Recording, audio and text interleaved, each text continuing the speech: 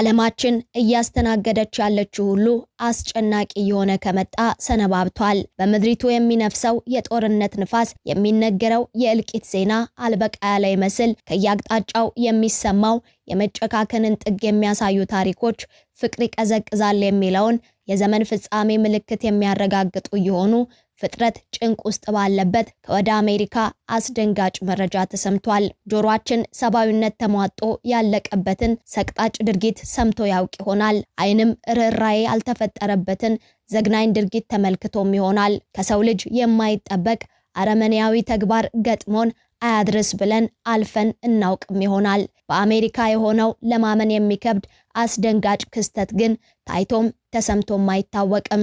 ለልጆቹ ጠባቂ፣ ተንከባካቢ ብሎም ከጥቃት መከታ የሚሆን አባት የገዛ ልጆቹን መግደሉም ተሰምቷል። እጅግ በሚያሳዝን ሁኔታ አባት አንድ ልጅን ሳይሆን 7 የአብራኩ ክፋይ የሆኑ ልጆችን በአንድ ጊዜ መግደሉ መሰማቱ መላ ዓለምን ከማሳዘኑም በላይ የሰው ልጅ ወዴት እየሄደ ነው የሚል ጥያቄን የፈጠረም ጉዳይ ሆኗል። ለወትሮ ጠላት ላይ የሚደቅነው መሳሪያ ዛሬ ግን አባት የአብራኩ ክፋይ በሆኑ 7 ልጆቹ ላይ ጥይት አዝንቦ መግደሉ ተሰምቷል። ይህ ጆሮን ጭው የሚያደርገው ሰቅጣጭ ዜናም በመላው ዓለም መነጋገሪያ ሲሆን ከልጆቹ በተጨማሪ የልጆቹን እናትና ሌሎች 8 ሕፃናት በዚህ አባት ሕይወታቸውን ማጣታቸው ተነግሯል። ከሳምንት በፊት በዓልን ከልጆቹ ጋር ተሰብስቦ በደስታ ሲያከብር የነበረው አባት ድንገት ከሰብአዊ አእምሮ በላይ የሆነውን ድርጊት ልጆቹ ላይ እንዴት ሊፈጽም ቻለ የሚለው አነጋጋሪ ሆኗል።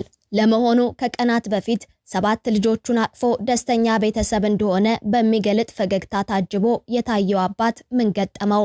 ልጆቹ ላይ ያስወሰነው ክፉ ሐሳብስ ምንድነው? ይህ አሳዛኝ ሁነትስ እንዴት የተፈጠረ ነው? የገዛ 7 ልጆቹን ጨምሮ 8 ሕፃናትን ተኩሶ የገደለው አባት መጨረሻስ ምን ሆነ የሚለውን በዝርዝር እንነግራችኋለን። በሌላ መረጃችን ደግሞ ለስፖርቱ ዘርፍ አስደንጋጭ መርዶ ተሰምቷል። ብዙ ተስፋ የተጣለባት የግራ መስመር አማካኟ ተጫዋች በታጣቂዎች በተሰነዘረባት ጥቃት ሕይወቷ ማለፉ ተነግሯል። ለቀጣይ ዓመት ከፍተኛ ዝግጅት እያደረገች እንደነበረ የተነገረው ተጫዋቿ በጉዞ ላይ ያለች በደረሰባት ጥቃት ላትመለስ ተሰናብታለች። ተጫዋቿ ማናት?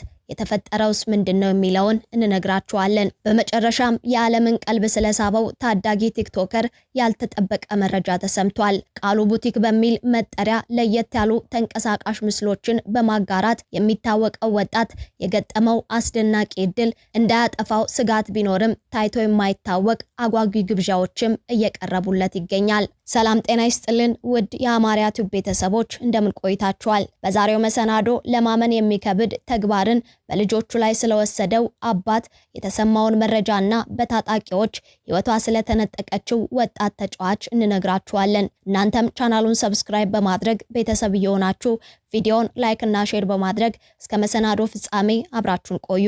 የልጅን ነገር የወለደ ያውቀዋል የሚባለው ብሂል በወላጅና በልጅ መካከል ያለውን የጠበቀ ቁርኝነት ከመግለጹም በላይ ወላጅ ለልጁ የማይከፍለው ዋጋ እንደሌለ የሚያሳይ ነው። ይሁን እንጂ ለልጆቹ ሲል የማይወጣው የማይወርደው የሌለው አባት ልጆቹን መግደሉ ሲነገር የሚሰማውን ሰው ሁሉ የሚያስደነግጥ ነገር እንደሚሆን አያጠራጥርም። በአሜሪካ አንድ አባት 7 ልጆቹን ጨምሮ 8 ሕፃናት መግደሉ ዓለምን እያነጋገረ ያለ እጅግ አሳዛኝ ክስተት ሆኗል። በአሜሪካ ሉዊዚያና ግዛት የሚኖረው የልጆች አባት የሆነው ሰው 7 ልጆቹንና አንድ የማይዛመደውን ሕፃን በጅምላ መግደሉን ፖሊስ አስታውቋል። በገዛ አባታቸው ሕይወታቸውን የተነጠቁት ልጆች ከ1 ዓመት እስከ 14 ዓመት ዕድሜ ያላቸው ሕፃናት ልጆች መሆናቸው ሲነገር በመሳሪያ ተኩሶ እንደገደላቸውም ተገልጿል። ይህ አሰቃቂ ጥቃት የተፈጸመው እሁድ ዕለት መሆኑን የገለጸው ፖሊስ ተጠርጣሪው ሻወር ኤልኪሰን ተብሎ የሚጠራ ሰው እንደሆነና ማንነቱ መለየቱንም አሳውቋል። ተጠርጣሪው ግለሰብ የገዛ ልጆቹ ላይ ተኩሶ ከገደላቸው በኋላ በሰረቀው ተሽከርካሪ ከማምለጡ በፊት 10 የሚደርሱ ሰዎች ላይ መሳሪያ መተኮሱን የፖሊስ ቃል አቀባዩ ሲናገሩ በተጨማሪም 8 ልጆችን ከገደለበት አቅራቢያ አንዲትን ሴት በመንገድ ላይ እንደተኮሰባት ገልጿል።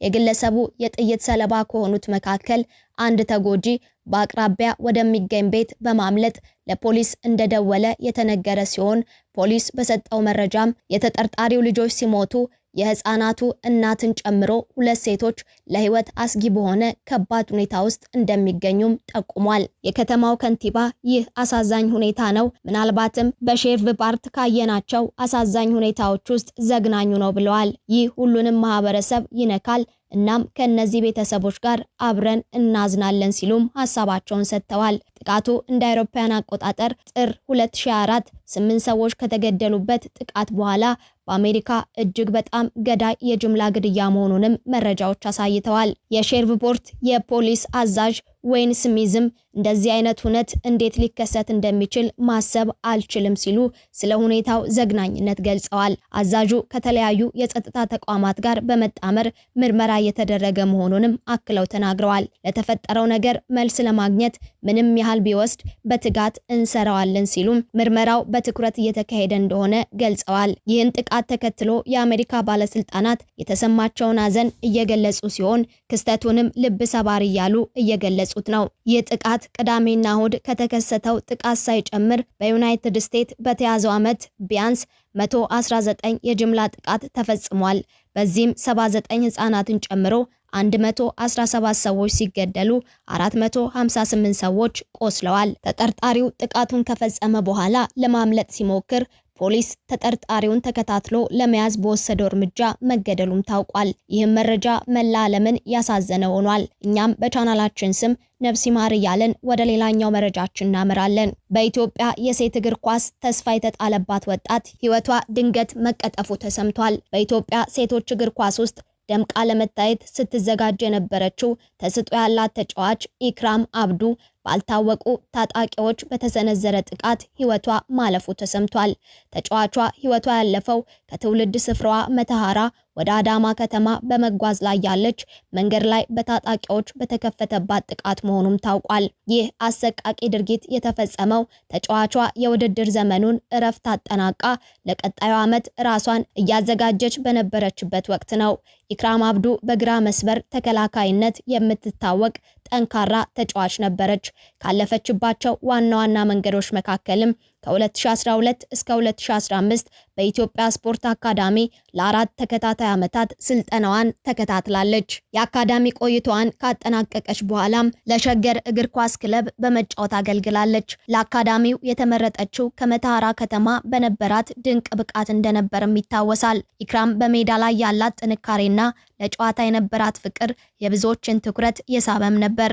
ሞቷ ለመላው የስፖርት ቤተሰብም ታላቅ ድንጋጤን የፈጠረ መርዶ ሆኗል። እኛም በቻናላችን ስም ለቤተሰቦቿ ለወዳጅ ዘመዶቿ መጽናናትን እየተመኘን ወደ መጨረሻው መረጃችን እናመራለን። ዓለምን ያስደመመው ኢትዮጵያዊ ዲዛይነር መነጋገሪያ ሆኗል። እድሜን የጠገቡ የመጀመሪያ ገጽታቸውን ከእርጅና ብዛት የረሱ ከላይም ከታችም የተቀደዱና ከመወየብ ያለፉ አቧራ ከመጠጣት ብዛት ቀለማቸውን የቀየሩ ልዩ ልዩ ጫማዎችና ቦርሳዎችን በአንድ ብሎኬት ግድግዳ ላይ ተደርድረው የሚያሳየው ቃሉ ቡቲክ ዓለምን እያነጋገረ ነው። በዚህ ለአይን የሚስብ ነገር የሌለበት በሚመስልና የኮተታ ኮተት ስብስብ በሆነ ግድግዳ ፊት ለፊት ታዲያ አንድ ኢትዮጵያዊ ታዳጊ ወጣት ዓለምን ያስደነቀ የፋሽን ዲዛይነሮችን ቀልብ የሳበ በርካቶችንም ማነጋገር ችሏል። ቃሉ ቡቲክ በሚል መጠሪያ የሚታወቀው ይህ አስደናቂ ወጣትም ከወዳደቁ ቁሳቁሶች የተሰሩ አልባሳትን በመልበስ አጫጭር ቪዲዮዎችን የሚሰራ ሲሆን በተለያዩ የማህበራዊ ሚዲያ መድረኮች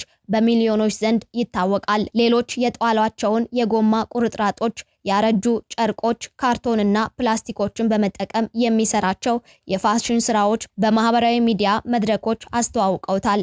በዚህም ውድ ጨርቆች፣ ዘመናዊ የስፌት ማሽኖች ወይም የፋሽን ዲዛይን ትምህርት ሳይኖረው በዙሪያው የሚያገኛቸውን የወዳደቁ አልባሳትን ወደ ጥበብ ስራነት እየቀየረም ዓለምን ጉድ እያስባለ ይገኛል። እነዚህ አልባሳትን እየለበሰ በሚሰራቸው አጫጭር ተንቀሳቃሽ ቪዲዮዎች ከመላው ዓለም ከፍተኛ ቁጥር ያላቸው ተከታይ ማፍራት የቻለ ሲሆን በቲክቶክም ከ700 ሺህ በላይ እንዲሁም በኢንስታግራም ከ560 ሺህ በላይ ተከታዮችን ማፍራት ችሏል። አጫጭርና ተመልካችን የሚስቡ ቪዲዮዎችን የቋንቋና የቦታ ገደብን ሰብረው የዓለምን ትኩረት መሳብ የቻለው ቃሉ በዚህ የዲጂታል ዘመን የፋሽን ዲዛይን ትኩረት ማዕከል መሆንም ችሏል። ወጣቱ ካሌብ አሜሪካዊቷን አቀንቃኝ ኤስዜኤን ጨምሮ በዓለም አቀፍ ደረጃ ታዋቂ የሆኑ አርቲስቶች፣ ተጽዕኖ ፈጣሪዎችና ድርጅቶችን አድናቆታቸውን እየገለጹላትም ይገኛል።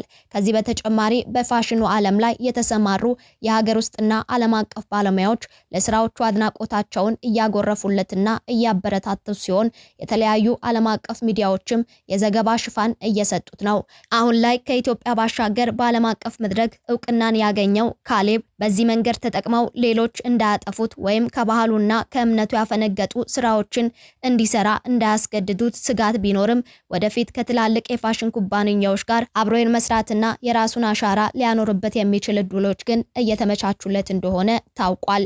ውድ የአማርያ ቲዩብ ቤተሰቦች አብራችሁን ስለቆያችሁ ያመሰግንን። የዛሬውን መሰናዶ በዚያ በቃን። ዳግም በሌሎች ወቅታዊ መረጃዎች እስክንገናኝ በያላችሁበት ቸር ቆዩልን።